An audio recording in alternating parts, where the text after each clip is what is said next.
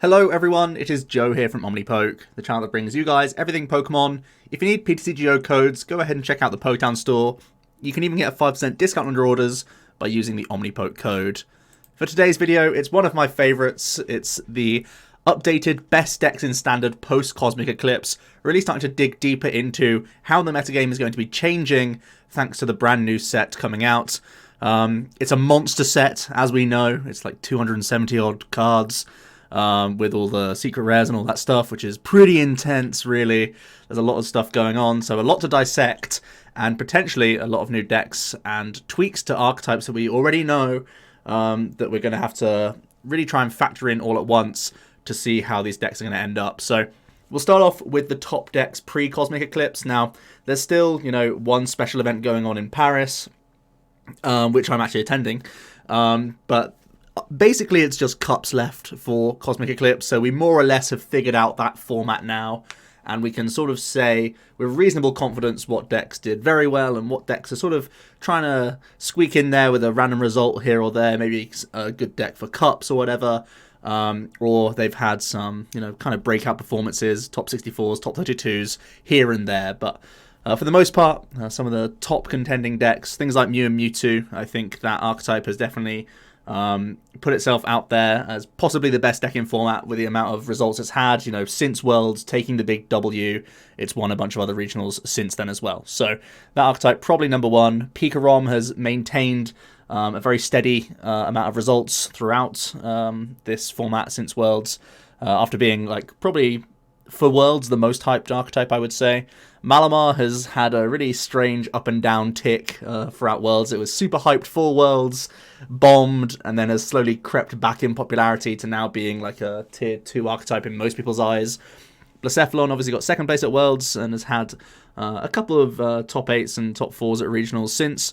ABZard obviously was like an unknown deck, kind of rogue going into Worlds, got a huge top 4 with one of the most popular players of all time at this point, and then it's kind of bombed some regionals since, and basically because Reset Stamp became a much more popular card, ABZard couldn't really stand up to that, so it's kind of dipped a little bit in popularity. GreenZard has come on strong, it did well at Worlds and it's continued to see success. Pidgeotto Control, a very interesting archetype that also was sort of born out of Worlds, with some of the DDG guys, and that's also had some pretty impressive tournament finishes as well.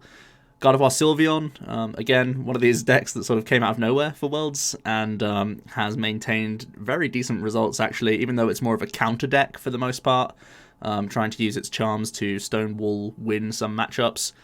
Quagnag, it's one of these sort of decks that some people it's like a Marmite deck really, some people hate it, some people really like it. It's never really had crazy results, but it still can get wins here and there. Darkbox was, the archetype that sort of came out of the previous set, Unified Minds, all in one, you could get basically the entire deck from one set, and it didn't really stand up to the consistency of a bunch of these other archetypes right now, but definitely looks to have a few extra tools from Cosmic Eclipse that I'm excited to test out. Baby Blacephalon, we recently saw it make top 16 with a Pidgeotto build, but for the most part, most people have been pairing Baby Blounds with a Greens engine. Naga Chess, or Checkmate, or whatever you want to call it, did well at the Open of Worlds, and hasn't really done much since, but it does have a small core following. Spiritomb as well has had some pretty cheeky placements here and there. It seems to have done well. I think it did the best in things like Cologne, where it was sort of going into a field full of ABZard as kind of like a counter deck. But it has normally been sort of kept down in play thanks to Mewtwo and Malamar matchups being pretty rough.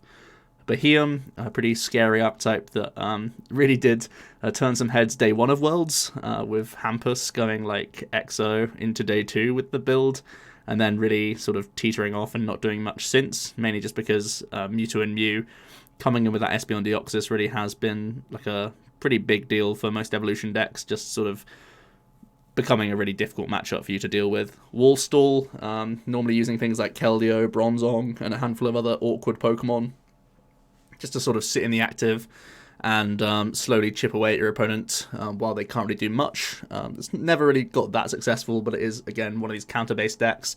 Fossil Toolbox, trying to use the Pokemon Research Lab, is, again, one of these decks that never really has seen huge heights, but here and there you see like Rampardos and Caracosta and a handful of the other cards doing reasonably well. And Shedinja kind of been eclipsed now by the Pidgeotto control build, but it still can put out some results here and there. I remember going into Worlds being pretty afraid of Shedinja because we'd finally like lost Guzma in rotation, and we didn't really know how we could like deal with Shedinja for the most part. But it turns out like Reset Stamp in general is pretty good against it, and again things like Espeon Deoxys can ruin the engine of the deck. So yeah, I think Shedinja also gains a couple cool interesting tools from the set as well, so definitely want to keep an eye out for. Now let's take a look at the sort of prospective decks that we're hoping can change up the metagame.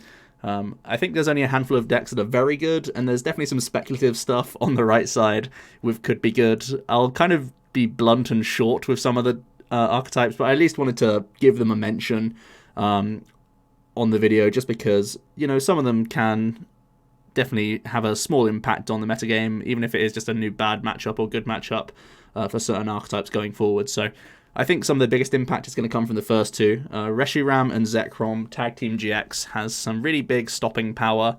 Also has amazing support behind it with Welder and Volkner, which is pretty cool. Also can use Tapu Koko Prism Star, Naganadel, Treasure. Honestly, it has an insane amount of support, let alone things like the turbo-based builds based all around the new Ends Resolve supporter. So I really do think that is going to have a big impact on the game in terms of how other tag team decks function. Volcarona Silvally, very interesting spread-based archetype, and I think it has a surprisingly high amount of good matchups that you may underestimate this build, but I do think it definitely has a place in the game and will definitely be one of these decks that I can see at least being like around the tier 2 area. And then there's a sort of Breaks-in Charizard based deck, similar to the Greens build in my head, but kind of more disruption based because it can tutor out 3 cards from your deck, and essentially it can help you build combos in your hand to usually ruin your opponent's hand, run them out of things like going for Reset Stamp, Lieutenant Surge, all the disruption supporters, and then Chip Ice Axe, and then you can continue to pressurize the opponent with 180 damage with the BraixZard itself, so that's definitely a scary card. Basically, for the could be goods, there's a bunch of non-GX decks. The FlorSbuck deck is one that I definitely want to experiment with, and I have high hopes for. Basically trying to use Lily's Clefairy Dolta, infinitely loop, and never give up prizes. There's also the Tangrowth, the Nuzzle Raichu, Alolan Ninetales, using all those fairy charms.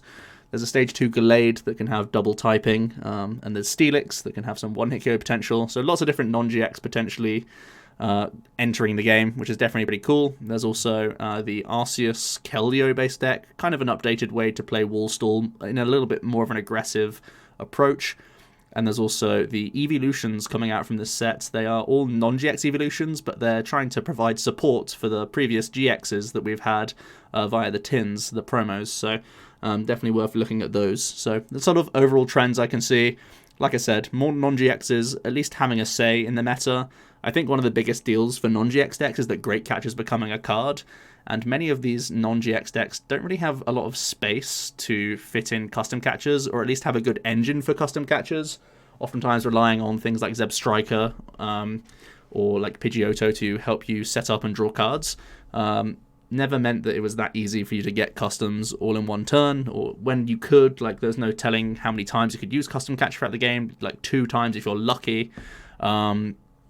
But never really guaranteed. Now with Great Catchers, it feels like non-GX decks are going back into an era where they can actually uptrade on decks quite easily just by picking off the Denes here and there and sort of stealing back tempo against people, which is really cool. I do think that ReshiRom, like I said, is a great one-hit KO style deck, and whenever one-hit KO style decks enter the fray, you have to take notice, because lots of other tag teams giving up 3 prizes. If people can just do that 2 times in a row, the game's over. That's kind of how we saw ABZard take off in the first place. And I do feel that ReshiRom, with things like Naganadel support, can quite easily chain, 300 damage. Well, 270, I guess, with the ReshiRom themselves. But things like Turtonator and Heatran are natural partners for the archetype, I think, just because you play Nagas and Welder already. So that's definitely something that you need to bear in mind. And that's kind of where I move on to the extra fire support. Be it GreenZard just gaining a one-of copy of the actual Charizard Breaks-in card, or them just having like tag whistle engines now to help out with supporters. I think there's also the Volcarona, of course, which we can't sleep on. I've sort of talked about it in like a big part player alongside Silvally, but there's also it just sort of splashing into these decks that are already playing Fire Crystal and Giant Hearth and stuff like that to improve the math for things like ReshiRom, which is already, you know, a pretty impressive attacker in his own right.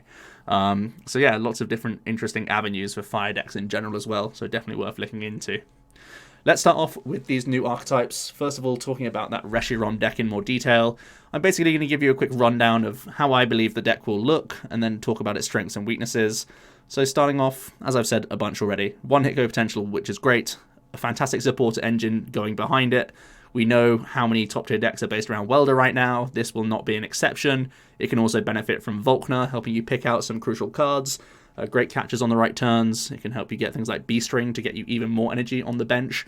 It can get you more search cards, like treasures and stuff, which is really awesome. It can get you lots of different combo pieces, which is really cool. It gives you good outs for like switching around paralysis from Pika-Rom. It can get you things like E-switches to do lots of pretty cool combos. So the Volkner is a great backup supporter. It's basically merging Pika-Rom and all the Welder decks into one archetype, and that's like, you know, 8 fantastic supporters that you can play in a list immediately, which is just really, really incredible, I think.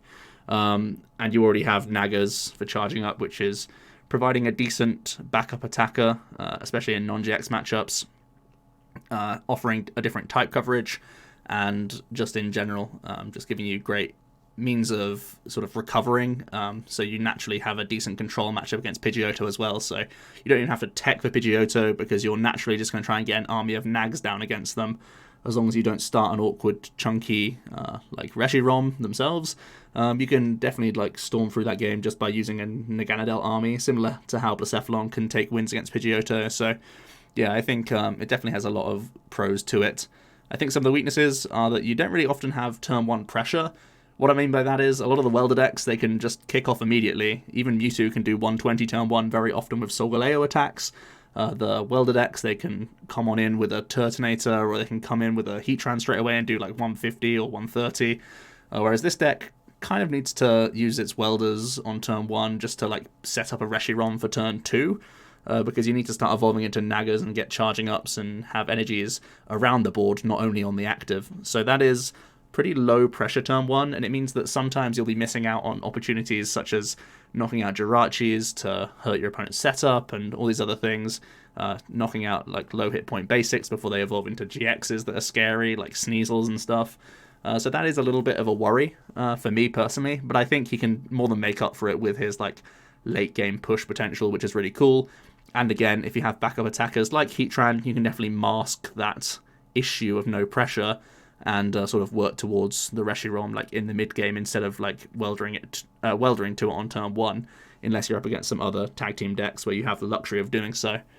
And other weaknesses are, of course, that it is going to be GX focused. Now, I am mentioning some of these other attackers like Turtonator and Heatran and whatnot, but you're always going to need to denate in a deck like this because you are reliant on Welder, which doesn't draw a lot of cards, and Volkner Tutor's cards, so it won't really grow your hand size. So most of the time you're going to use the Dene to help you out throughout the entire game, and that is vulnerable to things like Great Catcher, so definitely a big impact thing. I'm going to mention Great Catcher a lot throughout this video, I can already tell, because it definitely does change the landscape of the game. Compared to what we've known so far with customs, it's been a dark time having to just use custom catchers. I really do think Great Catcher will be a much better card for the game in general, but definitely also does change the game drastically, so definitely bear that in mind, that there might be some decks that can simply uptrade against you because you do have the Dene reliance, and also will sometimes need to come in with your big tag team, and then they can once again steal 3 prizes at once against you, basically. We move on to Volcarona Silvally. This is a very interesting dual stage 1 deck, trying to make the most out of Volcarona's awesome ability that allows you to discard a fire from hand and then put 2 damage counters on one of your opponent's Pokemon. Very simple, very dangerous ability, similar to Decidueye, which used to be a stage 2, of course, the trade-off being that we have to spend cards from our hand in order to use this ability, but that's a pretty decent trade-off, I would say. You potentially have a lot more tempo. You can definitely Grinch some basics, especially things like Ditto Prism Star, which is a big deal against other evolving decks, and just in general, when you're hitting up against other decks that are just trying to smack into the face, sometimes you can do the same thing, but also have extra pings here and there in a similar way to how Malamar can sometimes get an advantage simply by using spell tag damage alone. You can do the same thing with Volcarona ability the entire game, which is really awesome. I think this deck has some great draw power behind it, thanks to that new Silvally, which can draw you up to 5 cards each turn with its ability, which is awesome. And like I said, that damage output is really awesome via the ability, because if you're up against non-GXs, you can help set up things in the back, deal with Jirachi's late game and stuff like that. You can also take prizes mid-turn, which is also pretty cool. So you can play around Reset Stamp, which is pretty awesome. And at the same time, if you're going to be just using the base output of a Volcarona, it does 160, which is really nice because it can already knock out Dedenes, and then you can spend your turn pinging down things like tag teams to set it up for an attack the following turn with with your next Volcarona, which is really, really awesome. I do think that flexibility of damage is not to be slept on at all. You can make the most out of all of your attacks, which is very awesome. For weaknesses, it is pretty setup reliant. Ideally, you get lots of Larvesta and Type Nulls down on the board, but if your turn 1 goes a little bit slowly, that could be a lot more rough for you, and it takes time to build up these Volcaronas just because of how awkward it is to find non-GX basics these days, because we're still lacking ball search in that area, and we don't have Professor Oak's setting that can sort of mitigate that, or Professor Elm's lecture, because these basics are a little bit awkward, and you can't benefit from Ditto Prism Star because you have Type Null being a colorless type anyway, so the Professor Oak is still pretty weak. And the relatively low attacking damage output for these cards is a little bit awkward as well. It sort of ties into the same weakness of being setup reliant. If you're not getting enough Volcarona pings in throughout the game, your damage is not going to be able to keep up with these other builds, so definitely something to be aware of if you are playing Volcarona Silvally. But I do really have high hopes for this archetype, and it'll definitely be one of the most fun builds to come out from this set. We then move on to Charizard BraixZard GX. Now, I do think that this most likely will just be adapting GreenZard, but I do think you can also try and build this as a quad Charizard BraixZard style deck that is still using a Volcanion in a very similar way to GreenZard, but instead of just having like a bunch of ReshiZards, you maybe play one copy of ReshiZard and then a bunch of the new Charizard BraixZard, and that's really just the power of Brilliant Flare doing 180 and allowing you to scout for 3 cards out of your deck. That's really, really awesome. It's basically Sylveon GX's attack, Magical Ribbon. Obviously, it's a lot more expensive, but you do get to do damage, which means you get to do a lot of pressure against the opponent and really put them on the clock. That means that when you're assembling some of these handlock-style combos, you're also taking knockouts or setting up damage as well. So you really do put your opponent on the clock, and once you've done that hand disruption, very similar to using something like a Gardevoir Sylveon, if ever you've got that Magical Miracle off for the full value, you know how intimidating that can be, and it feels like this archetype can try and do a similar thing, thanks to Lieutenant Surge, Jesse James, stamp combos. You could even throw in Chip Ice Axe into the deck to make it a very disruptive base build. Obviously as well, it has access to greens, and I imagine you'll try and play a greens engine alongside Welder. You could go ability based, but I do think this archetype is going to rely on like trying to tank and sort of access cards all in your hand at once via its attack, rather than like Dede churning you through cards in general. So I imagine you'll be a greens-based deck. Some of my sort of hesitancies behind this archetype is that your damage output is pretty low. Yes, you are going to rely on going behind a lot of the time, and we've seen that Guardian can make up for that low output already, and at the very least this can knock out Dedenes as well, which is a bit better than Guardian in terms of raw output. So I think it can be mitigated, but overall there are one-hit KO merchants out there right now that you have to be careful of. And the other thing I'm worried about is the high energy cost. Again, it sort of wraps into the low damage output. If you're up against a one-hit KO style deck, and your first Charizard BraixZard goes down before you've set up combo in hand, you may end up having to pass for a few turns or just using Flare Starter or something like that. And that's really low tempo, so I am a little bit concerned if that's the case. Of course, you could also just use Crimson Flare Pillar GX on the turn that you do the handlock and just build up Brilliant Flare for the future turns. So that is a sort of way back into the game and stuff, so I think the most important thing is building a big handlock combo all at once, similar to how Pidgeotto Control will do the same thing, but rather than Pidgeotto trying to, grind your entire deck down, you're just going to try and chip them for like 2 turns while you just use Brilliant Flare and they draw dead, and then you sort of make up for the loss of tempo that you had in those opening turns. So going to be really interesting to try and see how these decks are built, and I have a few ideas myself. But it's just about ironing out that perfect 60 to make the most out of Brilliant Flare, which is a really awesome attack. On to some more speculative decks now. We're going to look at FlorSbuck. It's a hit-and-run style deck, which I think is very cool. I'm trying to make the most out of Lily's Clefairy Doll, which is definitely a cool trainer from this set. Bringing back the sort of hit-and-run style archetype is something I'm really excited for, and I'm really happy to see it return. You try and have this combo with Florgus, recovering a trainer, putting it back on top of your deck, then FlorSbuck can simply draw a card with its ability every turn, which is really awesome. Obviously, it means you have instant access to that trainer that you just recovered, and you're just going to try and hit and run all the time, which really is a strong win condition against a lot of decks. You simply auto-win decks that don't have enough answers to this, which is pretty awesome. I also think, thanks to some good searching options, we do have things like Professor Oak's setting coming into this set, as well as Rosa, which definitely helps out Stage 2s in general, because Rosa can pick out your Stage 2 and the rare candy all at once, which is pretty insane. So that's, you know, a perfect storm for FlorSbuck, where it gains so much all in one set. I think its weaknesses are obvious. You have low damage output with the FlorSbuck itself, so it's going to be a slow grind to try and overwhelm people. And also, you have low hit points on all your basics. That means things like Floette, Flabebe, has only 40 hit points, and Dealing only has 60. So all this means that you can get wrecked by some spell tags, some Espeon Deoxys spreading, and a few other things here and there. Even things like Mew plus Distortion Door can really pressurize you. So, oh, and of course the new Volcarona. So lots of things all sort of tie into one that make this deck a little bit fragile in the opening turns while you're trying to build up your combo. So I think that's the only thing that I'm afraid of with this build, and it's probably what's going to keep it in more of a rogue tier category, possibly a tier 3 archetype that's kind of got auto wins but also auto losses. So I'm really interested to follow this progression, because I'm hyped on the deck, and I'm hoping that I've built it well enough that it can compete against some of the top stuff as well. I think from my recent video, I've taken out the power plants and gone down Mimikyu Shrine to be more proactive at defending against Mewtwo. Just a personal thing there. If you watch the FlorSbuck video, the Mimikyu is probably worth it, because otherwise you just lose to early aggressive Mewtwo, and trying to make them at least dig for things like Stealthy Hood is probably going to be worth it for me. So yeah, that's FlorSbuck. On to Arceus Keldeo. Now this is a really interesting one. It's seen a lot of success in Japan, and their format is slightly different to ours, and it is what makes me skeptical about this archetype. I think there's some good points around this deck, but Arceus Dialga Palkia is seeing a lot of hype just for its Altered Creation GX attack, where you basically have a hidden choice band. You do 30 more damage to your opponent's actives, and you're also able to take additional prizes when you do take knockouts, which is really, really awesome.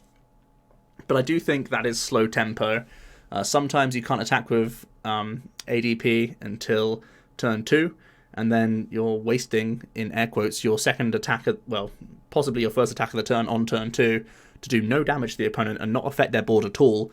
You're simply saying that you'll catch up later by up-trading prize-wise and sort of cheating the prize trade.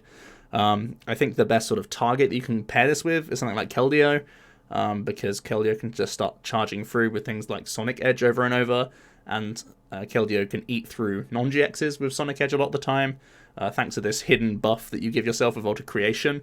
Now things like Hoopers and Giratina's, stuff that previously was out of Keldeo's reach, now are within reach, and you're able to take additional prizes on them, which is really awesome. I think one of the reasons why it's more successful in Japan is because they have Choice Band, and that's something that this really is lacking, because Choice Band allows the Keldeo to knock out things like Tapu Lele, which is still in their format, as well as Dedenne, which is obviously a focal point of ours. So without Choice Band, I do think this archetype will be less dangerous, so I'm still a little bit skeptical about it. That slow tempo and low damage output really are the things holding me back from enjoying the build and still being a bit of a cynic of the build. But overall, it could still be powerful. I think ADP will find its way into some sort of deck for sure. It may even be best in something like Mewtwo, because Mewtwo can do all sorts of wacky stuff, as we already know. So that might be the better home for ADP. I just haven't found a great way of building it. If you guys have more opinions or partners for this awesome tag team, I'll hear it all down below. But personally, this is the only real way that we've previously seen from Japan with this deck, outside of things like Expanded, where you can use DDE, and obviously it's way stronger there. But overall, I think this is one of these decks that is probably a little bit, trying to do too much. You have to play an awkward energy split. You need to have some viable backup attackers, and sometimes you just need your ADP to survive for it even to be worthwhile for you. And there'll be aggressive decks out there in the format of Course, which can definitely take advantage of you having a pretty slow start in terms of putting basically no pressure on the opponent, no early prizes being taken at all. We then move on to Tangrowth. Again, it's kind of a speculative stage 1. Its upside is that for 1 attachment, you can do 10 plus 30 for each colourless in your opponent's retreat cost. You're going to try and combine this with a bunch of Absol to increase that damage output. Sometimes you can get between that sort of like 160 plus range with this, which is pretty decent for 1 attachment on a relatively chunky non-GX, whilst also having the small upside of disrupting Jirachi engines. Jirachi is, sometimes played in Mewtwo, oftentimes played in Pikarom. It's played in ABZard. It's played in Pidgeotto now. Like, it's played in so many different decks, and it'll continue to see a bunch of play. So having like very annoying answers to Jirachi engines is pretty awesome for this deck in general, and it might buy you enough time against some builds to get set up in the first place, and also sort of disrupt them with reset stamps and power plants and stuff later on in the game as well, which could also be very reasonable. Or once again, you could have Mimikyu Shrine combo going on with this list also. So definitely something to bear in mind. The weaknesses are that you're filling your board with Absols and Tanglers, and these don't draw you cards, so you don't get the benefit of Jirachis on your own side of the board a lot of the time, and you obviously probably don't want to play Dedenne either, so you're basically just relying on supporter-based engines and Pokegears, similar to how Weezing used to play, but even then, Weezing had Oranguru and Marshadow. This doesn't really have anything, so I am worried that it'll sort of just brick in many games, and its output is flexible. It can be reduced if people can shut off your Absols in any way, or if they're playing Eeveelutions. So yeah, Tangrowth has some polarizing matchups, to say the least. Nuzzle Raichu is a pretty cool archetype that I'm definitely excited to play. It reminds me of Xerneas Breakaway back when, which was obviously one of my favourite archetypes to play personally, if anyone's followed the channel that long. It also has an awesome search engine in Emolga. It can get you basically every Pokemon from your deck, which is insane. And you are a very non-GX based deck. You don't need Jirachi or Dedenne, so it's a pretty cheap build as well, because you'll naturally just want to have a bunch of Pokemon in play that have the Nuzzle attack on them, just to make your Pachirisu work as good as possible. My kind of concerns are that your output is relatively low, so you are pretty much hoping that you can either two-shot tag teams or deal with things like Dedenne, especially late on, to close games. And if your opponent's not feeding you those sorts of things, it's going to get rough for sure. I also think it's setup reliant. This means that you're not great against other non-GX decks, because you need to rely on that Pachirisu so often to get your base output up to a reasonable count. And also in general, it just means that you're letting opponents set up and not really affecting their board in those opening turns, and it means that they normally get their ideal setup going as well. And that does sort of mean that Nuzlocke really has to be on point throughout the entire game and not really miss a beat, because the opponents had the luxury of not having their board effective for the first couple turns, so they're probably going to get the ideal setup on their own end. We then have Alolan 9 tools. I've tried to get as creative as possible with these names, I hope you appreciate it. This is a pretty fun rogue-based deck, I would imagine. Kind of reminds me of Rotom. The Alolan Ninetales has a 0 energy attack cost that does 10 for the amount of tools in your discard pile. So I imagine you're going to try and pair this with a bunch of discarding cards, things like Hapu, things like Adventure Bag plus the Dedenne GX, and you're going to try and bin a bunch of charms most of the time all at once, and then keep the most annoying charms in your deck for whatever matchup you're up against. That really will make this Alolan Ninetales a really annoying Pokemon to deal with if you're going up against decks that have abilities, if they're lightning-based GXs, if they're going to be Ultra Beasts. So you naturally have a bunch of walling-style cards in your deck to buy yourself time, really. And also you are Fairy-type as well, which can help out against the new ReshiRom, of course. So there are some strengths here, of course. Sometimes, similar to Guardian, you can just have too many charms for the opponent to deal with, which is especially the case when you're predominantly a non-GX based deck. You make the game go longer, so you sort of exhaust them of their Lysander Labs and all their other attacks that they have that can get through you. So that's definitely something to bear in mind. I think the concern is when you're up against something that you can't wall against, your damage output's probably not good enough. I mean, for 0 energy, you could still be churning out maybe like 160 or so if you just throw away all your tools at once. But even then, like, just a 160 churning out isn't that impressive. It can help you deal with Dedenes and stuff against the opponent. So I think you'll be trying to play around like 18 to 20 tools in your list for sure. Just so you can pick off things like Dedenne with Great Catcher. And I think that's going to be the only thing really keeping it afloat. But the deck is going to be so awkward because you need to dedicate, basically all the space that you gain by not playing energies or only playing like 1 or 2 recycles, you commit to tools immediately. So it's a bit of an awkward trade-off, I would say. And at the same time, although we are predominantly a non-GX deck, we probably need Dedenne so that we can get enough tools in the discard pile early to do meaningful damage output. So that means that other decks can take advantage of that and use Great Catchers to get ahead in a race, especially in non-GX mirrors. Next up with Gallade. Gallade's a pretty cool stage 2, probably the most powerful stage 2 we've had for a couple sets for a non-GX for sure. It has great type coverage because its ability says he is both Psychic and Fighting type, which is very strong. 2 great types right now. Obviously you have weakness on Mewtwo and Mew, so once again, if you want to play that Mimikyu Shrine combo, or if you want to play Power Plant, you can shut off Jirachi, and you can hit those guys for weakness, which is great, especially because Diancie can increase your damage output to 140, which is enough to knock out a Mewtwo straight away, thanks to weakness. Also, being a fighting type means you naturally can knock out Dedenes with Great Catchers. It means you have naturally a decent Pikarom matchup, as you can imagine, and just in general, you can just, once again, like, dealing with Dedenes is super good, just because that's such a wide array of matchups. And 140 is enough to deal with tag teams in a 2-hit KO fashion regardless, so that's also pretty reasonable. He's also like a fully colorless attacker, so you can have either a bunch of good energies on your side, like draw energies, recycle energies. You can use things like Tapu Koko Prism Star to give yourself extra acceleration. You can use Welder if you want to, but you probably shouldn't because you're a stage 2. Or you could have some backup attackers like Frostlass and Water Energies to help out in some matchups, like depending on what meta we're expecting. I just say Frostlass as an example. It could be all sorts of different stage 1 attackers you could like add into the deck, even as like a 2-2 line or something like that, to give yourself additional type coverage to close games in matchups where you don't really have a say otherwise. So that could be really awesome, especially because Gallade moves energies onto the bench. It even opens up like other attackers that have a 2 energy attack cost, so it doesn't have to just be the 1 energy cheap things out there. You can try and sort of expand your ideas with Gallade, which is really cool. I think for weaknesses, naturally, you're a stage 2 and you are weak to Psychic as well, so Malamar will gatekeep you pretty handily most of the time. I don't really know how you can make that matchup much better. Sure, you can play spell tags your own end, and you do 120. So you can do 120, they kill your Gallade, then you use your spell tag to negate theirs, which could be cool. But I think naturally the matchup should still be bad for you most of the time. They'll probably just get ahead and stay ahead, which is pretty ugly, unless you're able to use like Jirachis and stuff to high roll into the rare candies and whatnot early. Basically everything needs to go right for you to go and take a prize before they do, for the most part.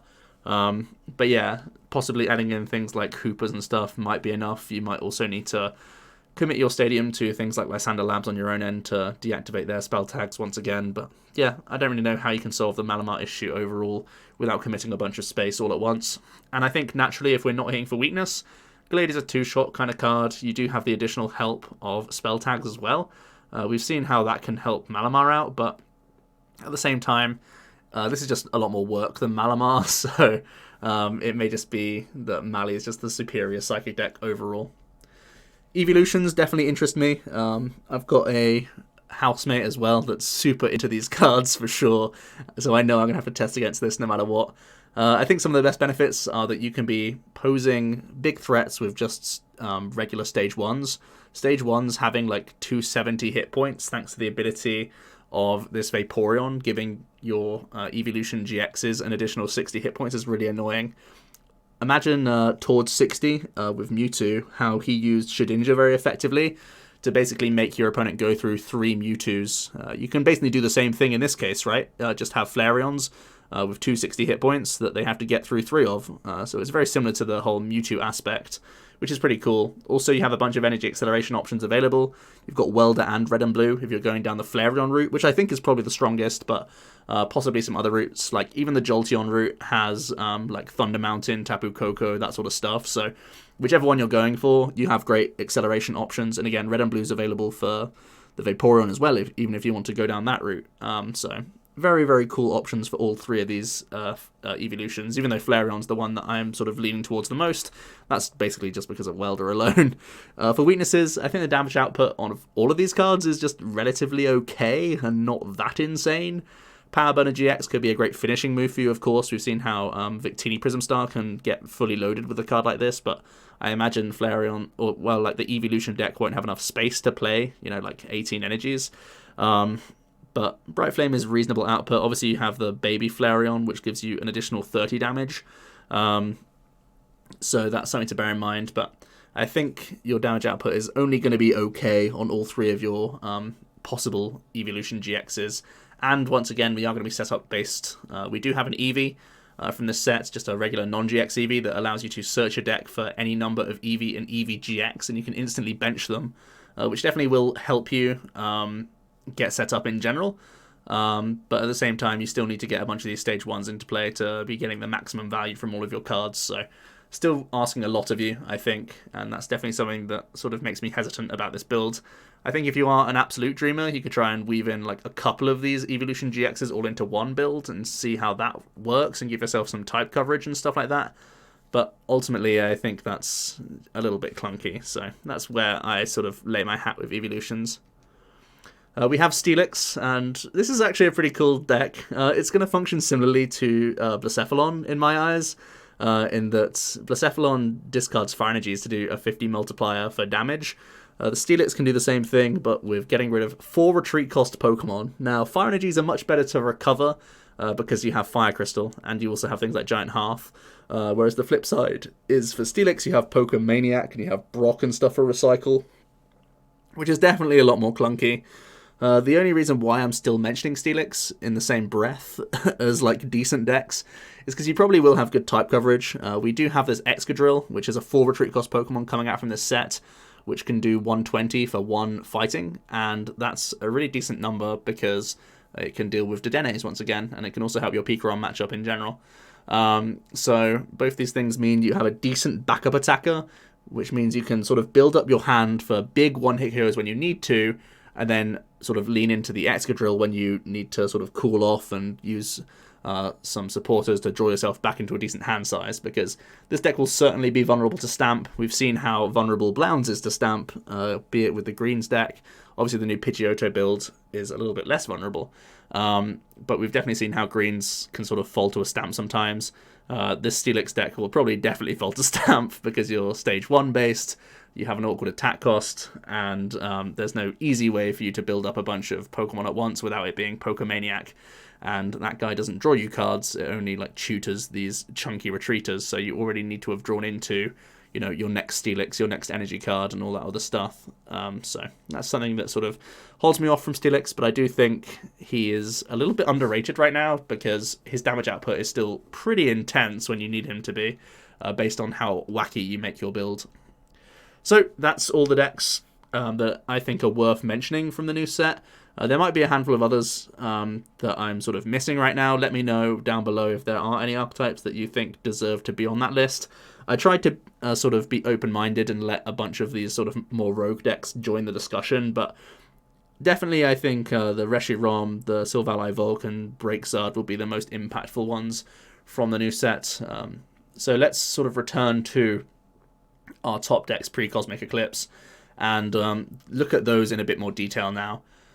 Usually, I will have a look at these archetypes, see what they're sort of where they're at now, and then have a look at what cards come out from the new set that help them, which ones hurt them, and how they're going to be placed looking forward, be it with like new matchups that are scary, new matchups that you'd like to see, as well as how the engine overall will be looking. So that's definitely something that I always enjoy doing, and I try and categorize these into 4 different things. I go for declining, thriving, adapting, and non-movers. So here is a snapshot of those archetypes that I think are going to be thriving, adapting, not moving, and declining.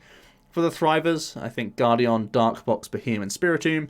Adapting, ABZard, Malamar, Mewtwo, Big Blounds, GreenZard, and Naga Checkmate. For non-movers, I think Pidgeotto, Shedinja, Pikarom, and Baby Blounds. And for declining, I think Quagnag, Wallstall, and the Fossil Box archetype. Let's start off with the Thrivers and talk about why I think these gain so much. Obviously, for Guardian, I think it's the Tag Whistle and Tag Supporters which are the biggest deal here. I think Guardian for too long has had to be content with things like Bill's Analysis and Coach Trainer to go alongside their Greens engine. That's no longer the case. You get a much better plethora of supporters now, thanks to Tag Whistle, and you don't even need to play Cherish Ball anymore. You can just play Tag Whistles to get your Pokemon into play more easily, whilst also giving you additional outs into raw supporters in general. So I think gone are the days where Guardian simply just bricks on turn 1. You're always going to have something decent to do, be it going for an early Guzma and Hala to get you into an early Power Plant, plus Attachment, plus, what's it called? What's the final thing you get? You get a tool, right? You can get your favourite charm of choice, or it's just going for things like Caitlyn and Cynthia to get you at least drawing a few cards to begin with.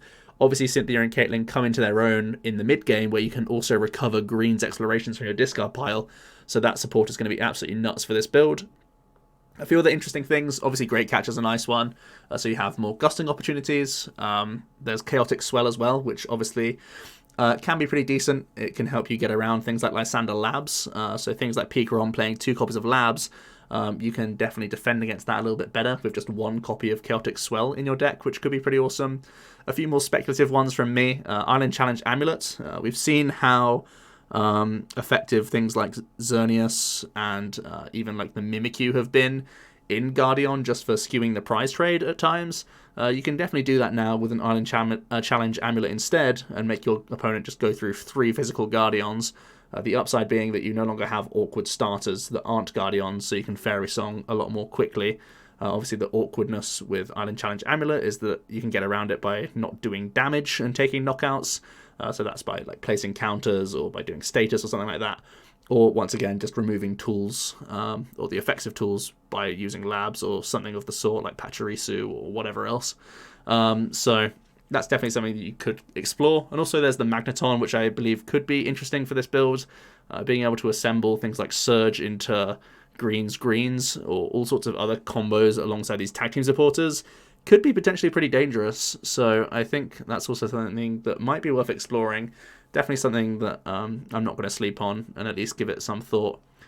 For new favourables, I think some of these like kind of more rogue non-GX decks seem pretty easy for you. At least they shouldn't pose too much of a threat. For threats, I'm surprisingly putting ReshiRom in as a threat, and that's because I'm expecting ReshiRom to play things like Turtonator and Heatran, and if they're playing those cards, it's actually pretty ugly for Guardian. It's pretty easy for them to just take 2 knockouts of tag teams and win the game and like sign the match slip. So I actually think ReshiRom's a difficult matchup for Guardian going forward, and it's going to rely on like Plant Stamp to get you back into the game like it does with a bunch of other aggressive decks out there right now. I think you basically have no answer to FlorSbuck, which is hilarious, and Steelix should naturally be difficult because of their type coverage that they have against you. Just in general though, I do think the Whistle engine is amazing for Guardian. I definitely want to look at this once again because one of the reasons why I sort of don't like Guardian too much right now is that you're just trying to have a good matchup spread and just sort of go into a tournament hoping that you hit the right people. But at the same time, you have that little bit of inconsistency behind you. I think that goes now, and Guardian becomes inherently just a strong deck on its own that can just stand on its own 2 feet, which is pretty good. I do think that the pace of ReshiRom is actually difficult, even with type coverage as well. So don't think that Guardian's like just auto wins ReshiRom because weakness. I think that's a naive thing to think. Onto Darkbox. It also is like a huge winner, I think, from this set. It might be Cosmic Eclipse that gives Darkbox the most out of any other deck. Usually Darkbox never really had a lot of space for Great Catcher. So gaining that is really awesome. Like, it didn't really want to play customs because you didn't have enough of a draw engine to support it very often. So Great Catcher comes into the deck really nicely. Red and Blue also comes in. I think oftentimes Darkbox will now be cutting Naganadel completely, or at least playing a much thinner line and having a much thicker Weavile, using Red and Blue as your energy acceleration engine. You can immediately evolve into Weavile, get those 2 energies out of the deck, and then you can start moving those energies around to your attackers straight away, making Darkbox much faster and more consistent, which is such a dream for this deck. You could even go down the Tag Whistle route. It gives you even more access to Red and Blue, and it can also get you into things like your Darkrai Umbreon quickly, or Sabltar if you need to. Megalopony Jigglypuff is also a card that you can access and really take advantage of. It can be a great one-hit KO style card for just 3 colorless energies, so we can obviously benefit from that. Guzzlord's a fantastic non-GX. I think this is a huge selling point of Dark Box these days. You can just do 120 and take an additional prize when you take knockouts. 120 is a really good number. It combines with the Darkrai Umbreon super nicely, because Darkrai does 150 to the active and 60 to the bench. That's good in both situations, because it means your Guzzlord can finish off a tag team for an additional prize, or it means you can gust up to Dene that you already hit for 60 with your Darkrai, and then finish them off for 3 prizes as well. So Guzzlord seems like a big payoff card for Dark Box going forward. Also think if you want to lean even further into that Guzzlord based line, you could try out Beastite as well, which does additional damage for how many prizes you've taken. Obviously, it's a tool that you attach to Ultra Beast, so that could also be cool.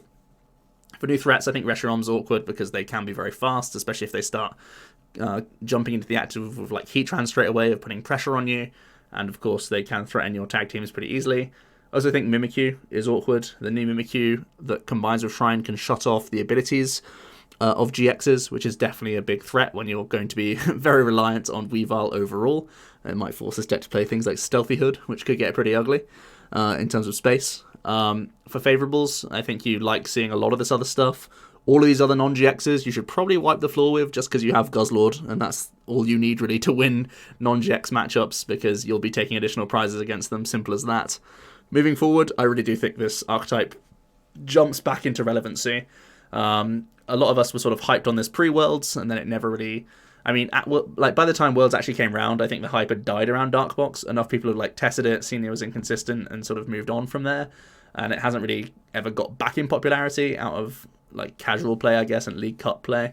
But I think now is the time for Dark Box to actually start shining. I really do think it's a strong build going forward. Next up is Beheeyem. It doesn't really gain that much, but what it does gain is huge.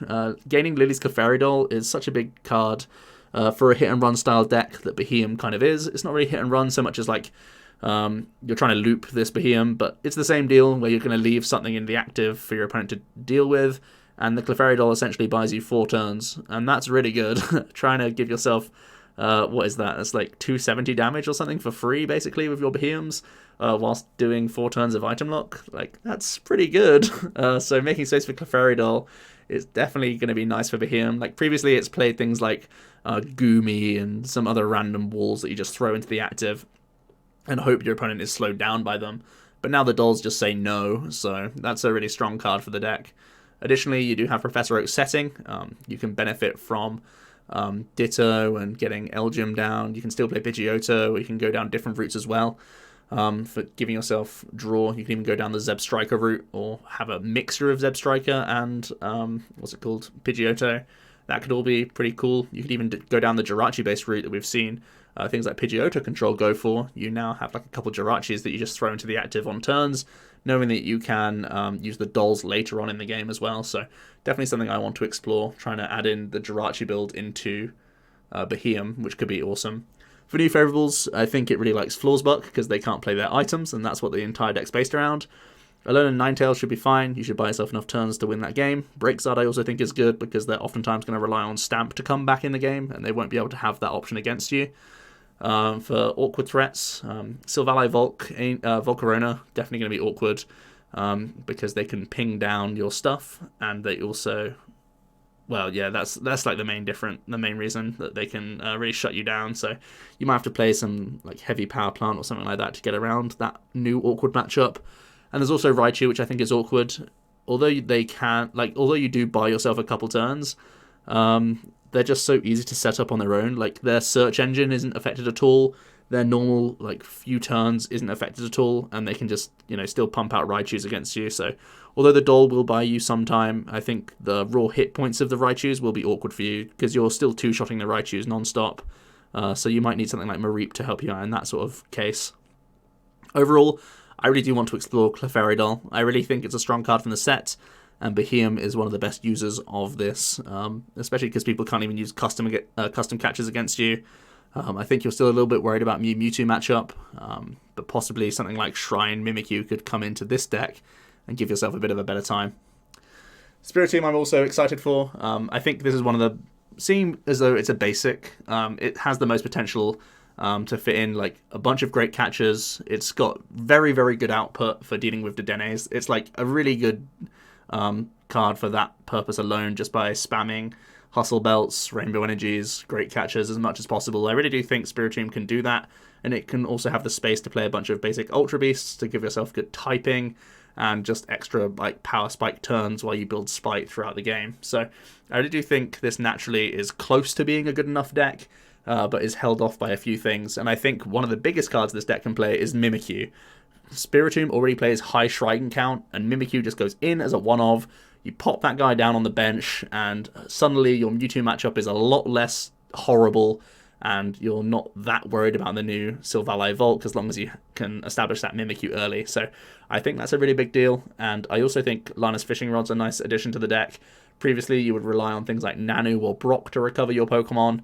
Now you can have the Fishing Rod that also gets you the upside of getting back Hustle Belt, which is pretty cool. Rosa's a fantastic supporter for a deck like this, because it gets you your next Energy, your next Spiritomb, and your next Hustle Belt all in one go, which is pretty awesome. There's also something like Alolan Persian GX if you want to go down a Ditto route and have an annoying wall that can help you win some matchups. I know some Spiritomb players play things like Alolan Ninetales as a one-of, just that you can evolve from Ditto to auto-win things like Guardian. Alolan Persian can be a very similar card, but it's more flexible, so you potentially have even more auto-wins thanks to adding in the one-of. And there's also the tag team supporter Guzma and Hala, which could randomly help out as well, just because it gets so much for you in this deck. It gets you Rainbow Energy, which is a huge deal, as my computer starts dying. It gets you Shrine, and it gets you a tool, which is Hustle Belt. So that's all great stuff for Spiritomb, so it really does gain a bunch, which I think is awesome. For new threats, like I said, Silvally Volk. I think the Volcaronas can be really horrible for Spiritomb whenever they get around Mimikyu, or if they ever get around like Power Plant and stuff. That's really ugly, so getting around that sort of stuff, or at least like if they just go first against you and they just Volcarona like way too much, like you can't actually do anything against that, so that's a big threat. I also think this deck won't have any answers to FlorSbuck. You'll see for new threats and new favourables, basically there are decks that beat FlorSbuck and there are ones that just can't beat it, which is pretty funny, I think. For new favourables, it's all these other non-GX matchups that you're just faster than, more or less, and also things like BraixZard and ReshiRom, I think naturally you'll be okay against. I think BraixZard won't be too big of an issue because you're normally going to have like Jirachi and Zebstrika as your backup draw engine to get yourself out of handlock situations, and I think ReshiRom should be okay as well just because of your natural speed. I think the biggest thing for the deck is just Shrine Mimikyu combo. The biggest reason this deck is like not seeing the light of day is because Mewtwo just destroys it, and you still have that bad Malamar. You can try and work that a little bit better now because you have Fishing Rod as well that can recover an army of Hoopers against the opponent, which is pretty cool. But I think Mewtwo's the thing keeping this in the shadows right now, and I think having Mimikyu is going to be a big deal for at least stopping your opponent just instantly going SBDO game. So that's at least some defense you can have in a very awkward matchup otherwise. For some of these adapting decks, I don't necessarily think they're getting like weaker, but I think they definitely need to sort of shift as the meta does shift around them.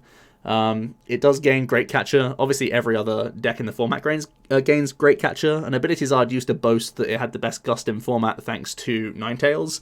Nowadays, pretty much everyone can just deal with Dedenes or mop up your Zard that you're trying to build up on the bench, so I think that's something that AbilityZard has to adapt towards. It can play the new Charizard breaks in, although I think AbilityZard is usually a lot faster and probably won't need this card. Volcarona is definitely the one that I want to explore the most, because it really does help out your ReshiZard output. And just in general, it helps output for all these other like little attackers you can play as well. Essentially, Volcarona is 40 damage every turn for your Victini Prism as well, which really does speed up the process, which is awesome. Oricorio GX could be a nice stamp-proofing mechanism. That's basically why AbilityZard flopped. It's because you just got stamped and you lost the game. And oftentimes, Oricorio can draw you back into a healthy hand size to maybe get yourself back into a Welder combo, especially alongside Jirachi. There's also Mega Lopunny Jigglypuff, or Lopuff, or whatever else you want to call it. This is obviously a sick card with Welder, just because you can put this guy down all in one turn, Welder attach, and smack. It gives you great one-hit KO potential. I really do think Lopuff is a big threat to the game, and Welder-based decks, especially like this one, can take advantage of this better than anyone else. It doesn't really gain many good matchups, I would say, but AbilityZard can like beat anything, I guess, kind of based on how non-GXy and boxy you want to make it. If you do go heavy down the GX route, Volcarona is still a decent card in non-GX matchups, so I think there's nothing too scary. I feel like you can beat and can lose a bunch of these new non-GX based builds. I think for threats, ReshiRom, just because they're going to be basically the same deck as you, but rather than having Volcarona support, they have Naga support, and that basically gives them a higher multiplier than Volcarona will give you for additional damage. So I think that's something that's a bit awkward. And I do think that Silvally Volk will also be potentially awkward because you're trying to mix and match non-GXs, regular GXs, and tag team GXs in your deck. And that's really good for Silvally Volk because they just can mix and match their damage appropriately to whatever you're trying to attack with. So I think that could also be a matchup that you don't really appreciate too much. Moving forwards, I foresee Ninetales going out of the deck for Volcarona just because I am a big fan of Volcarona and what it can provide. And also Great Catcher's just a super good card. So that's how I foresee ABZard moving forward. But there could easily still be a bunch of Ninetales based decks. I think playing Ninetales over Great Catcher obviously improves your Malamar matchup a lot because you can still play around spell tags. So definitely something to explore for sure. But naturally I think this deck is more likely going to go down the Volcarona route. For Malamar, man, this deck gets a bunch of options. I know a lot of people who play Malamar are hyped around this archetype, and man, it really does gain a lot of cool stuff. Clay is an interesting supporter. Haven't really mentioned this card much yet, but it allows you to look at the top 7 cards of your deck, and then you discard every non-trainer card, or sorry, every non-item card, I should say, and then you put every item card into your hand immediately. So it's a great way that you can thin the deck out of Psychic Energies, and also just work towards things like treasures and Pokecoms and all those other good cards, which could be pretty reasonable for you. I think Clay is actually a little bit too risky because Malamar's become so toolboxy that it plays a bunch of one-off Pokemon. You can mitigate that with Lana's Fishing Rod now, though, which allows you to get back a Pokemon into your deck, as well as a tool, which gives you even more spell tags, which is pretty gross. So I can definitely see Fishing Rod becoming a one-off in Malamar as a staple. Great Catcher is awesome. I know a bunch of Malamars don't play any customs right now, but squeezing in 2 Great Catchers definitely feels reasonable. There's Professor Oak's Setting, which is probably worth exploring. I remember at Worlds, or pre-Worlds, definitely, I was trying out Elm build. The biggest reason why Elm build didn't work was because you couldn't get attachments onto your Giratina turn 1, as well as setting up a bunch of Inkays. Now you can use Oak's Setting to get a Ditto, an Inkay, and a Giratina, because there are Dark Inkays if you want to. So you can play a split of Psychic and Dark Inkays, which could be pretty awesome. And that means you could get your attachment on Giratina. You could also use Oak's Setting to get a Jirachi down as well, which is also pretty reasonable. So that's definitely something I want to explore. There's also the obvious Shrine Mimikyu combo for this deck, or just Mimikyu spell tag in general. Definitely something to bear in mind. And there's a new Ultra Beast Blacephalon, non-GX, that allows you to place a bunch of counters around the board when your opponent's at 3 prizes, which could also be really awesome. It's like basically an early version of SBDO that you can have throughout the game that can set up a bunch of damage counters for you to try and close later on, which is really cool as well. And then there's the alternate route for this deck, which is the Lily's Full Force Solgaleo Lunala GX package. I'm not super excited about this archetype, but I do still have to respect the GX attack that Solgaleo Lunala has. It basically says your opponent can't do any damage, or all of their effects or attacks next turn do nothing to all of your Pokemon. So it's like taking an extra turn, basically. You can just say no to damage for an entire turn, and effects as well at the same time. So it does a reasonable amount of damage, does 200 the GX attack, as long as you've used a Lily's Full Force that turn. Your opponent does nothing to you with their attacks the following turn, which is really insane. It can cause some crazy big swings for Malamar in general, especially because the Solgaleo Lunala's other attack does 230, and that's a really good number once you've already done a bunch of Distortion Doors and Spell Tag damage. So I really do think that could be reasonable, and definitely shouldn't be written off just yet. For favourables, you love seeing other non-GXs join the format. Like, Malamar just eats them for breakfast pretty happily. I also think ReshiRom is probably pretty good. I know that ABZard that doesn't play Ninetales is something that I've done before. It's something I've tried, and subbed out Ninetales for Nagas, basically, for more damage output with your Heatran and Turtonators. And that's basically the shell of ReshiRom, more or less. And I think Malamar in general should be a little bit favourable against that. So definitely something to bear in mind. The only thing that could really wreck you is if you don't find Mew early enough, and they can ReshiRom and use their GX attack to kill a couple of Mallies at once. So that's something you have to be cautious of. But that's really about it. And I think for new threats, Volcarona seems very scary. If they go first, they can just kill some Inkays, make life difficult for you if they get enough Volcaronas into play. And at the same time, they can play around spell tags very effectively. They can play around all sorts of things just by pinging at the right times. And that sounds very awkward. They can shut down a bunch of your plays, which is, yeah, just something Malamar doesn't really want to deal with. And they can access your Malamars very easily when not many other decks can right now. I do think this just gets even more options. Luna Leo, definitely a cool deck that I want to try out. And definitely Pure Mali as well, just in general. I think like Great Catcher alone is such a big deal for Malamar in general that it's going to be really awesome to try and play with that card, because there's been that debate around like Custom Catcher versus Acrobike and all that stuff. Well, Great Catcher is just like a no-brainer. It's got to go in the deck. It's like a 2-of, I think. And the biggest reason why Customs didn't work was because it was a 4-of and you had to find the combos and all that stuff and a lot more space. Great Catcher doesn't suffer from any of those things, so that's really, really awesome. We move on to Mewtwo Mew, possibly the best deck in the format currently. It does gain a few new things. Obviously, Mewtwo Mew is so flexible, you have to look at every GX and basically all these other cards as well in the set. I think Clay could obviously overtake things like Hapu in current Mewtwo decks. We've seen how Tord has played like Hapu and Red's Challenge in his list. Clay can be a lot more of an aggressive discarding card that can also cherry pick potentially more cards based on what your top 7 cards are. So Clay, once again, I'll reiterate, it gets you those item cards that you see in the top 7, discards everything else. So it does a similar role to Hapu, but it's effectively an extra 1-card dig, but only specifically for item cards. So I think it competes with Hapu. I don't think it like instantly goes in, but definitely is something we have to explore. Oricorio GX is a Psychic type GX, so it can benefit from both Treasure and Cherish Ball, as again, helping you stamp-proof your way to victory. Charizard and Braixen is an attack you could be copying. 180 is good enough for you to deal with Dedennes on Great Catcher turns, and it helps you re-establish like cards back into your hand for the following turn, be it like a Welder combo or like Reset Stamp or whatever you need to close the game, which could be really sick. Mega Lopunny, Jigglypuff, again, just big damage output from this card is really awesome. Great Catcher, obvious, amazing. We've seen Tord choose to not play Customs because of how ugly it is to play Custom Catcher in a Dedenne-based deck. Great Catcher gives you extra discarding options, as well as giving you extra Gust, which is just phenomenal. Tag Whistle plus the supporters. I don't think you'll play a huge amount of these, but I do think Caitlyn and Cynthia seems good enough because it gets a Welder back into your hand whilst also drawing you more cards.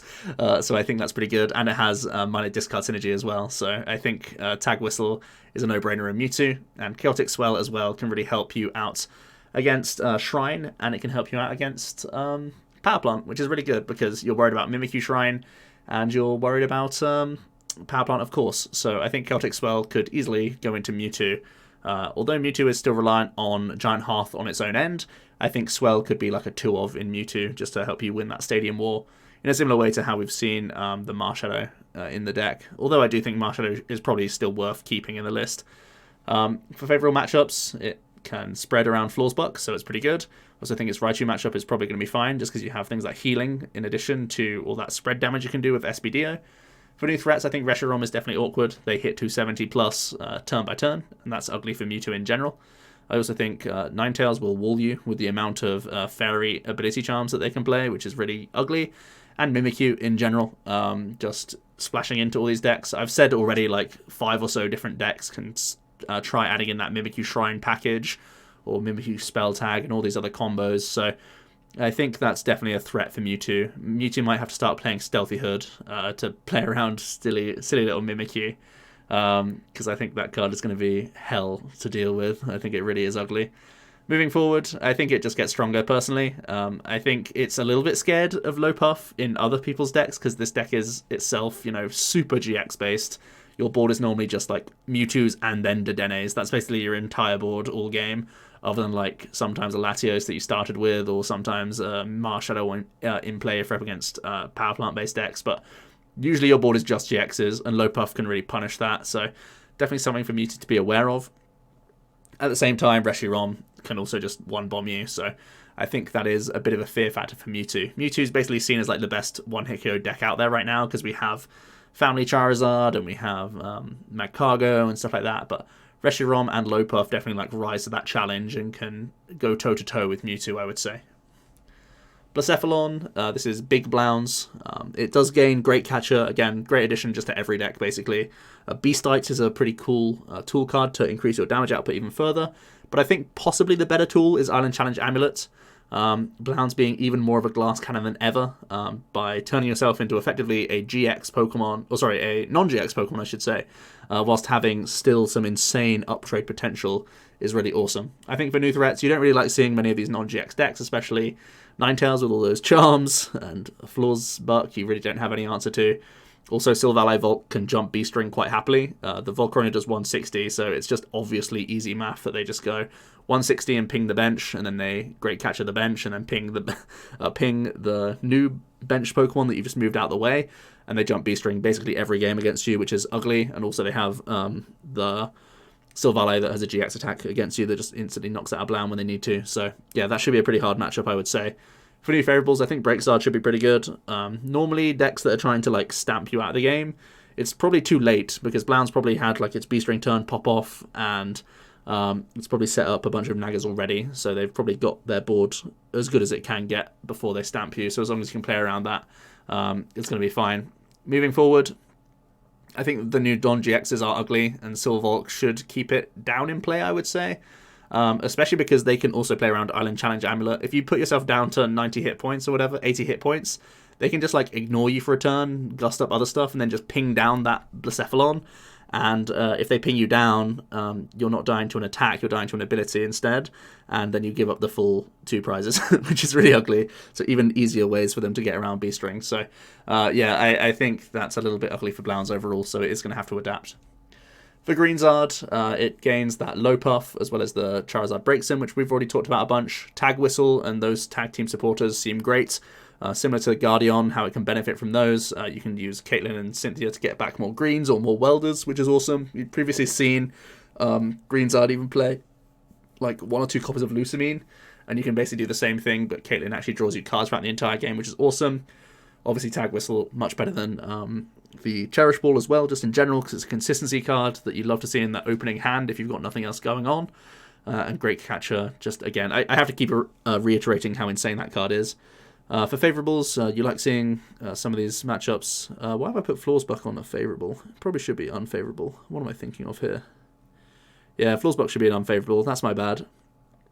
For new threats, Arceus Keldeo, I think, is ugly, because you don't have enough attackers that can get through them. You can probably Double Blaze one of the Keldeos, but you can't get through the rest. And Keldeo knocking out Volcanions is easy for them, and they're taking 2 prizes at a time, so that's no longer a helpful strategy for you. And ReshiRom, with their 1-hit KO potential, is also a little bit awkward. Moving forward, I do think you have more options to hand control if you are going down the Charizard Breaks In route. And similar to Guardian, I actually think your engine gets a lot better. So I think that's a big upside for GreenZard in general. But I think it gets more hurt by the threats than Guardian does overall. I think it's just worse position than Guardian, probably. Naga Chess, it normally has like a cult following, so I'm not going to go too in detail about this, but you do gain Roxy Wheezing, which can be an upgrade to Grimsley as a supporter package for helping you like sweep a bunch of prizes all at once you've done the Stinger turn. You've got Beastite to improve your damage output. You've got Island Challenge Amulet so that you give up less prizes on that turn you use Stinger. And you have Red and Blue as well, which can get you into some of your toolboxy attackers, or it could get you attacking with your Dragon Naga GX a little bit quicker as well, which could be more reasonable. Or it gets you into Stinger quicker as well. So plenty of options for Naga Chess or Checkmate. Personally, I've not invested enough time to know the ins and outs of what will definitely go into this list and what won't or whatever. And I've kind of just estimated what are going to be bad matchups and good matchups and whatnot. I think Volcarona can play around Stinger pretty well, naturally, and I think you don't have enough answers to FlorSbuck. I think for new favourables, I just naturally think the tag team matchups are reasonable, because you can just set up a tag team, then Stinger, then close the game on that tag team. I think that's naturally how the matchup tries to go. So I would imagine those are good matchups for you. But yeah, I'm not the best Naga Checkmate player out there, so you guys let me know how impactful these changes are for the deck. Pidgeotto Control does gain that new Bella and Bryson Man supporter, which really does increase the speed of the win condition of this deck. Nowadays, you can easily mill 3 cards a turn from the opponent, whilst also chipping their top deck after using that Bellbella Bryson Man. It's a very dirty combo, and it is a lot easier for you to do than chaining Jesse James Mars. Now, I think Jesse James and Mars obviously stay in the deck because you need to do that initial completely ruin their hand combo, and then once you're chip-chipping every turn, you can just use the Bryson Man every turn. It basically means that you have more luxury with your Oranguru recovering cards. It means that you can just go ahead and grab like Bryson Man plus Chip Chip plus another card, and that other card is the thing that you never really have when you're going for a Jesse James loop. Normally with the Jesse James loop, you're having to keep getting back Reset Stamp, and you're having to keep getting back more Power Pads to give yourself fuel for Jesse James. Or if you're going for Surge Mars Mars, a very similar combo, you need to still get those Power Pads back all the time. With Bryson Man, you literally just need to get that one card. You don't even need to get Stamp anymore. And you have that flexibility of one space whenever you're using resource management to be more Crushing Hammers, custom catchers, backup stadium cards, all these cards that can help you if your opponent is just going to be lucky enough to get out of the Chip Chip lock. It can even get you a second Chip Chip. So now you could be going resource management for Chip Chip, Bryson Man to give you that extra safety. If your first Chip gives them 3 good cards, you could put one to the top and then shuffle again and try again with a second Chip. So I think it makes your resource managementing a lot easier, whilst also making your win condition faster, so people can't force ties against you by just looking at your discard pile and looking at their discard pile, then looking at the clock, looking at everything else. So yeah. You also gain Clefairy. I'm not certain if the deck will play Clefairy, but it does definitely buy you more time, and more time buys you essentially more turns to airmail and sort of construct a big hand. So it might just be like a 1 or 2 off copy in the deck to just give yourself more turns to win the game, basically, or more turns to airmail to assemble hand combo. Oak Setting I don't think will be stronger than Elm, but is definitely still worth mentioning because it can help you get into things like the Giraffe Rig quickly, the Absol quickly, also like the Jirachi build if you're going to go down that route. But I think overall you probably still want to play Elm just because it gets you Pidgeotto. And there's also Magneton. Obviously you can blow him up to speed up the process of you getting your hand lock going, and also essentially force your opponent to take prizes. So if they are going to be a setup-based deck like Malamar trying to not take prizes against you ever and just use Mew and SBDO and stuff, you can blow up your own Magneton to force the opponent to take prizes, so then you can start using Surge, basically, and start ruining their hand and deck a lot faster than otherwise, so definitely important there. For new favourables, I think a bunch of these decks just fall into the trap of you just stamping and ruining their hand and whatnot. For new threats, I think Ninetales could be awkward because they have a 0 energy attack cost, and you really can't deal with that too easily. As long as they start a Vulpix and evolve into Ninetales, they can just eventually kind of grind you out, I would imagine. There's only so much you can do to stop them doing this, and obviously they can knock out Nagas pretty easily as well, as long as they set multiple up. So yeah, I think Ninetales is actually a really bad matchup for Pidgeotto to control. Yeah, naturally that doesn't sound very good because you just can't stop them doing everything. FlorSbuck, I also think is awkward because they have so much infiniteness on their own end that they can recover the most important things turn by turn. So even if you are doing Crushing Hammers and whatnot, they can always just recover those pieces that you got rid of that turn. It's basically a battle of coin flips to see how good the Crushing Hammers do versus the Florgus. They can also do the Mew thing, where they just spread a bunch of counters around the board and then take prizes all at once. They essentially have infinite Mew because they will play Alana's Fishing Rod, of course. ReshiRom, I think, is awkward because if ever they start just Nagas, they can just set up an army of Nagas, and that's really awkward for Pidgeotto to deal with. And Silvally Volcarona, again, just a very powerful card for dealing with Pidgeottos in general. Yes, Pidgeotto plays a bunch of power plants and whatnot, but Volcarona will definitely play like at least 4 stadiums its own end, probably the Marshallow as well if it wants to. So all of those things are going to make it very difficult for Pidgeotto because they can do a very similar thing to Mewtwo where they can like just knock out a bunch all at once, and hopefully they can stamp you at the same time as well, and then life gets really rough. Moving forward, the win condition's much better, and I would be much happier playing Pidgeotto with this sort of build. But at the same time, some new bad matchups definitely do enter the fray, which are a little bit awkward. So something to bear in mind. Shedinja's very similar to Pidgeotto in the cards that it gains. I think the only like different addition is Chaotic Swell. It's good for helping you deal with Lysander Labs a little bit easier. I'm not going to go into this too much because it's basically the same as Pidgeotto, but another quick mention is that if people are moving away from Ninetales and removing custom catchers, they don't kill your Zebra as much, and that's super important for Shedinja because it's a lot more easy for Pidgeotto to get 3 Pidgeys in play than it is for Shedinja to get 3 Zebstrikers in play, that's for sure, because you don't have the same type of search options available. So you're normally relying on like 1 sprint for the first turn and hoping that that guy sticks, and now he'll stick on board a lot easier for you to get towards your combo. Pikarom I also think doesn't gain a huge amount. I think it's a little bit afraid of Lopunny Jigglypuff in other people's decks, but it can also benefit from it itself, just because you can tag switch attach onto Lopunny all at once and have big one-hit KO potential, which is cool. Clay, again, it's one of these cards that I'm like speculative about for a bunch of these decks. It can give you early game discard of lightning energies, which is good for you, and excess Pokemon, which is also reasonable as long as you've searched out your Coco Prism early.